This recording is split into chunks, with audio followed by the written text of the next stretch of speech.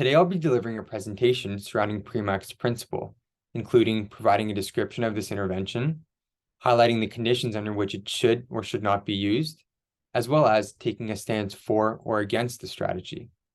Simply put, Premack's principle states that a person will perform a less preferred activity as a means to gain access to a more preferred activity. That is, a high frequency behavior will function as reinforcement for a lower frequency behavior. For example, consider a scenario wherein watching TV is a high frequency response and completing homework is a low frequency behavior. Premack's principle suggests that making the opportunity to watch TV contingent on homework completion will inevitably function as reinforcement for the latter. Premack's principle can be depicted using the ABCs of behavior. The table above showcases a learner complying with the demand to use the bathroom. That is, they were first instructed to use the bathroom before gaining access to their toys. Challenging behavior may result as a consequence of engaging in numerous and consecutive non-preferred activities. Premack's principle serves as an effective antecedent strategy that helps to decrease challenging behavior while simultaneously increasing compliance. To identify if an activity is reinforcing, Premack's principle takes advantage of measuring behavior in a free operant environment. That is, in an experimental procedure wherein the organism is allowed to produce the operant response over an extended period of time without restrictions. Upon measuring the free operant level for a variety of responses, a hierarchy from most to least frequent responses can subsequently be created. Access to the higher frequency behavior is granted, contingent on completion of the lower frequency behavior. A stimulus preference assessment similarly aids in identifying stimuli that are highly preferred and thus likely to serve as reinforcers. This procedure can help assess preference for both edible and leisure stimuli. Highly preferred stimuli derived from stimulus preference assessment outcomes may not always function as reinforcers. As such, reinforcer assessments may be implemented so as to determine the effectiveness of certain stimuli as reinforcers. Ensuring motivation for an activity necessitates an understanding of factors that influence reinforcer effectiveness, including that of motivating operations.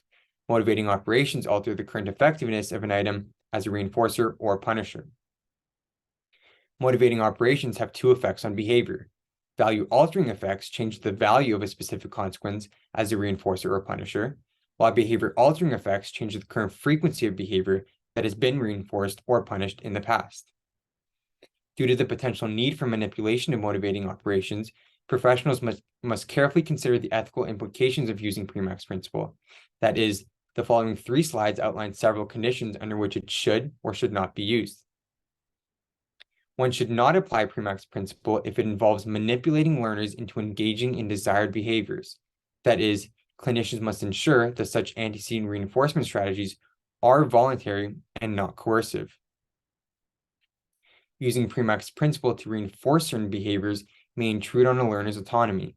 Thus, it is imperative to respect the learner's right to autonomy by obtaining informed consent and involving them in the decision-making process. Premack's principle should not be misused to exploit learners by forcing them to engage in undesired and inconsequential activities. The goals of the intervention should be discussed a priori and should target socially significant outcomes.